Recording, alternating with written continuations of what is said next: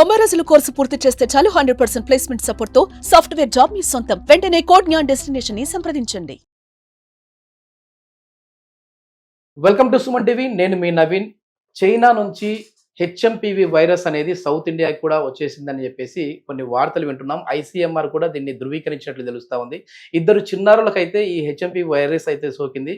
So అసలు ఇది ఏ విధంగా ఉంటుంది, అంటే దీని లక్షణాలు ఎట్లా ఉంటాయి, ఎంత సివియర్గా ఉంటుంది, నిజంగానే ఈ వైరస్ సోకితే మళ్ళీ ఏమైనా హాస్పిటలైజేషన్ అయ్యే విధంగా ఉంటుందా, ప్రాణాంతకరంగా ఉంటుందా, అదేవిధంగా మళ్ళీ లాక్డౌన్ వచ్చే సూచనలు కూడా ఉన్నాయి అని చెప్పి కొన్ని కథనాలు వస్తూ ఉన్నాయి. మనం ఇలాంటి సమయంలో ఎలాంటి జాగ్రత్తలు తీసుకోవాలి, అదేవిధంగా మన ఇమ్యూనిటీని ఏ విధంగా పెంచుకోవాలి అని చెప్పేసి ఇప్పుడు మనతో ఉన్నారు ప్రముఖ న్యూట్రిషనిస్ట్ డాక్టర్ భవానీ గారు. హాయ్ మ్యామ్, నమస్తే అండి. నమస్తే అండి. మ్యామ్, నిజంగా చాలా టెన్షన్ పడిపోతా ఉన్నారు జనాలంతా కూడా. అప్పుడు మనకు కోవిడ్ టైంలో ఎట్లా అయితే ఇబ్బందులు పడతా ఉన్నారో, భయపడతా ఉన్నారో, అట్లా పానిక్ అయిపోతా ఉన్నారు. నిజంగా అంత సివియర్ గా ఉందా అండి? భయపడే విషయం అయితే ఫస్ట్ థింగ్ అండి, భయపడొద్దండి. సో ఇలా మనం భయపడటం వల్ల ఏమవుతుంది అంటే ఆటోమేటిక్గా మనకు తెలియకుండానే మన ఇమ్యూనిటీ పవర్ అనేది తగ్గిపోతూ ఉంటుంది. భయపడడం వల్ల కూడా తగ్గిపోతుంది, ఇమ్యూనిటీ అనేది తగ్గిపోతూ ఉంటుంది. మనం ఎంత ధైర్యంగా ఉంటే దాన్ని ఎదుర్కోగలుగుతాం. ఓకే, గవర్నమెంట్ వాటి పని తను చేసుకుంటూ వెళ్ళిపోతూ ఉంటుంది. మన జాగ్రత్తలు మనం తీసుకుంటూ. ఒక గంట కిందట కూడా మేడం బెంగళూరులో ఒక చిన్నారికి అని చెప్పేసి వార్త విన్నాం. తర్వాత ఇప్పుడు ఒక 1 అవర్ గ్యాప్ లోనే ఇద్దరు చిన్నారులకు అని చెప్పేసి మళ్ళీ ధృవీకరించారు. అది కూడా సేమ్ హాస్పిటల్లో. అవునండి, అవును. ఇది ఎయిర్ లో పాస్ అయ్యే వైరస్ అండి, రెస్పిరేటరీ వైరస్, హెచ్ఎంపివి వైరస్ అంటారు, హ్యూమన్ మెటానిమో వైరస్ అంటారు దీన్ని. ఓకే, సో ఇదేంటంటే ఒకరికి పాకే వైరస్ ఏనండి, సేమ్ లైక్ కరోనా లాగానే. సో సిమ్టమ్స్ కూడా అలానే ఉంటాయి. కోల్డ్ కి ఎలా ఉంటాయో symptoms, like running nose, fever, ఇలాంటి సిమ్టమ్స్ ఉంటాయి. సో భయపడొద్దు. ఇమీడియట్ గా మైల్డ్ సిమ్టమ్స్ ఉన్నా కూడా ఇమీడియట్ గా డాక్టర్ ని సంప్రదించండి. సో ఆటోమేటిక్ గా మనకి క్యూర్ అనేది దొరుకుతుంది. మెయిన్ లంగ్స్ మీదనే రెస్పిరేటరీ వైరస్ అంటే మెయిన్లీ లంగ్స్ మీద మనకి ఇది ఎఫెక్ట్ చూపిస్తూ ఉంటుంది. సో మనకి మేజర్ గా దీనికి తీసుకునే జాగ్రత్తలు ఏంటి అంటే కొంచెం as usual social distancing and ఎక్కువగా క్రౌడ్స్ లో ఎక్కువ వెళ్లకుండా ఉండటము, మాస్క్ వేసుకోవటము, అండ్ హ్యాండ్ శానిటైజర్ చేసుకోవటము, అండ్ పర్టికులర్లీ హ్యాండ్స్ ఫేస్ మీద పెట్టుకోకుండా డైరెక్ట్ గా కావచ్చు. సో అవి మనం చూసుకోవాలి, అవాయిడ్ చేసుకుంటూ ఉండాలి. అండ్ మెయిన్ థింగ్ ఈజ్ బాడీని మెయిన్ గా స్ట్రెంగ్ గా చేసుకోవాలి, ఇమ్యూనిటీ బూస్టింగ్ చేసుకుంటూ ఉండాలి. Main thing is exercise.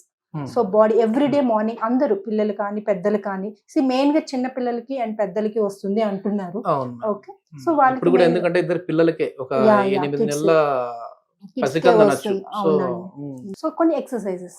So mother feeding mother strength ఉంటే ఆటోమేటిక్ గా కిడ్స్ కూడా స్ట్రెంత్ గా ఉంటారు. Okay, so exercises like breathing exercises, breathing yogas ఉంటాయి మనకి. ఓకే, మార్నింగ్ యాక్టివిటీస్ చేసుకోవటము అండ్ హెల్దీ ఫుడ్స్ తీసుకోవటము. ఓకే, ఇవి అనేది కామన్ గా మనం కరోనాలో ఎలా ఫాలో అయ్యామో అలానే మళ్ళీ ఇది మనకి కొత్త కాదు. సో ఆల్రెడీ కరోనా అప్పుడు మనకి కొత్త, బట్ ఆల్రెడీ మనం ఫాలో అయి ఉన్నాం, దాని గురించి అవగాహన కూడా ఉంది కాబట్టి, వ్యాక్సినేషన్ కూడా అయింది కాబట్టి కొంచెం మనకి అందరికి అవగాహన ఉంది ఏమేం చేసుకోవాలి, ఎలా మనకి చేసుకోవాలి అని.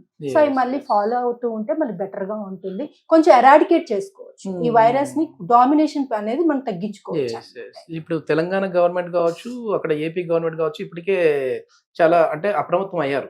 కొంచెం జాగ్రత్తగా ఉండండి అనే అనౌన్స్మెంట్లు అయితే వస్తా ఉన్నాయి. కానీ భయపడద్దు అంటా మీరు చెప్పినట్టుగా. ఎవరు భయపడద్దు. WHO ఇంకా మనకి ఏమీ ధృవీకరించలేదు ఎలా చర్యలు తీసుకోవాలి ఏంటి దీని చైనా నుంచి కూడా అసలు వాళ్ళు ఏం నోరు మెదపట్లేదు మేడం. అంటే ఇక్కడ న్యూస్ ఛానల్ లో చూస్తే ఏదో మొత్తం అంతా అక్కడ హాస్పిటల్స్ నిండిపోయాయి, శ్మశాన వాటికలు నిండిపోయాయి అని చెప్పేసి అంటా ఉన్నారు. కానీ అక్కడ నుంచి అఫీషియల్ గా ఏం అనౌన్స్మెంట్ రాలేదు. అఫీషియల్ గా ఏమీ రాలేదు.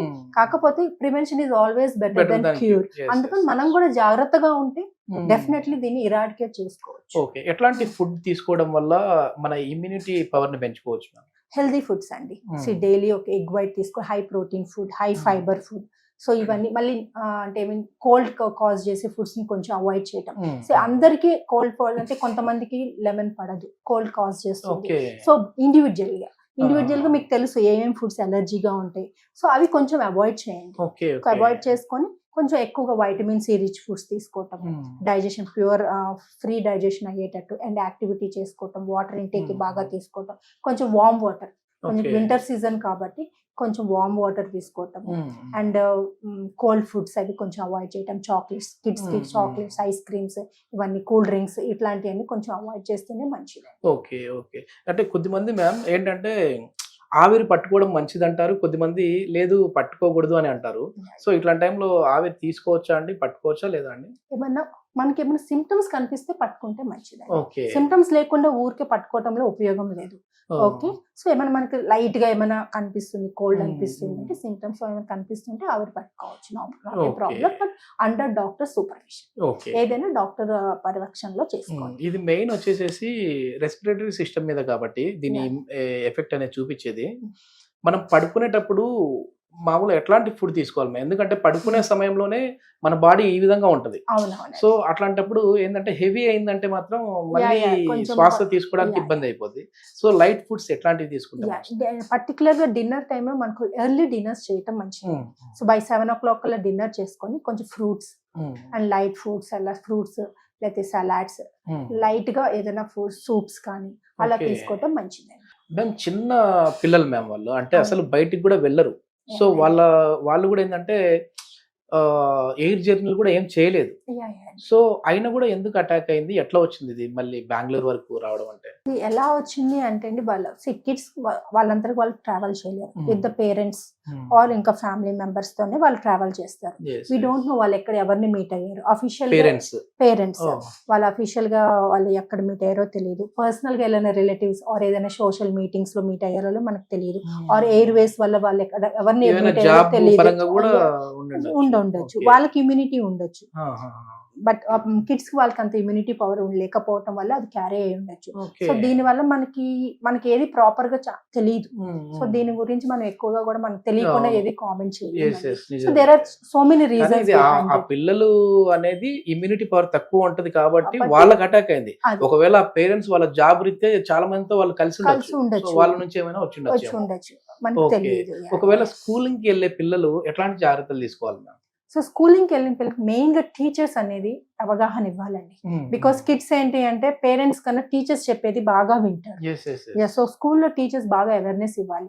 సో ఏంటి పర్టికులర్ గా ఈ కోల్డ్ ఫుడ్స్ తినకూడదు, ఐస్ క్రీమ్స్ తినకూడదు, సో మనకి ఇట్లాంటి వైరస్ వస్తుంది, వాళ్ళకి అవగాహన ఇస్తే కనుక కిడ్స్ వాళ్ళు కూడా ఇంట్లో వచ్చి మారం చేయరు. పర్టికులర్ నాకు ఈ చాక్లెట్స్ కావాల్సిందే, నాకు ఇది కావాలి, పేరెంట్స్ ఆటోమేటిక్ గా అడగంగానే ఇచ్చేస్తూ ఉంటారు.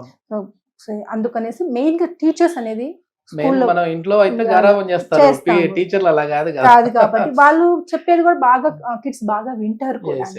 సో అవేర్నెస్ అనేది స్కూల్స్ నుంచి కూడా రావాలి. మొత్తానికైతే ఈ డేంజర్ బెల్ అయితే మోగుతా ఉంది. మళ్ళీ లాక్డౌన్ వస్తుందా లేదా అన్నది పక్కన పెడితే మాత్రం మళ్ళీ మనమైతే హెల్దీగా ఉండాలి.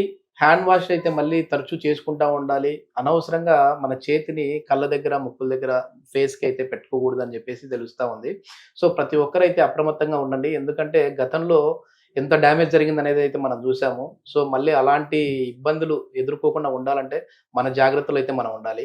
ఎందుకంటే ఏదో ఎక్కడో చైనాలో ఉంది కదా, ఇది మన దగ్గరికి ఎక్కడ వస్తుంది అని అనుకునే లోపే బెంగళూరుకి వచ్చేసింది. బెంగళూరు నుంచి హైదరాబాద్కి రావడానికి పెద్ద సమయం ఏం పట్టదు, ఎందుకంటే ఇది గాలి ద్వారా వ్యాప్తి చెందే వైరస్.